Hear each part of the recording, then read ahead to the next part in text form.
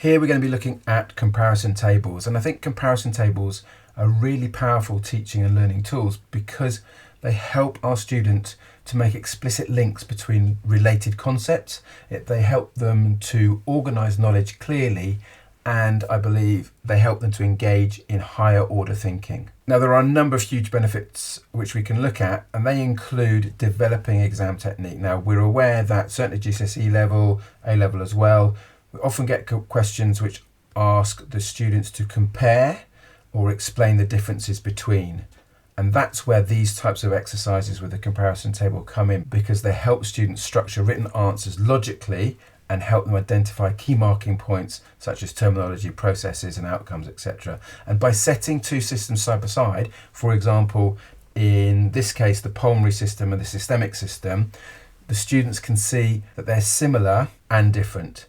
And that encourages analysis rather than rote learning. I think that's a really, really important thing. So it helps them to understand why certain structures or processes exist. So let's have a little look at this. I've simply asked ChatGPT to create a comparison table showing the differences between the pulmonary and systemic circulation. Include the following features. I've been, again, very specific in what my prompt is. I want it to focus on function, type of blood, the major vessels, and the type of pressure. And you can see here it's produced this very succinct but very useful comparison table with the pulmonary circulation and systemic circulation there. Different types of functions, different types of blood, major blood vessels, and the pressure. So that in itself could be very, very useful. I would pick that up, copy that there, and I could paste that and distribute it as we've talked about in other videos as well. But we could take it further by turning this into a gap fill exercise. And you can see here I've said, now using the same table, create a gap fill exercise with some of the key information removed from the table and create a teacher's page for me at the bottom as well. And it's done exactly that.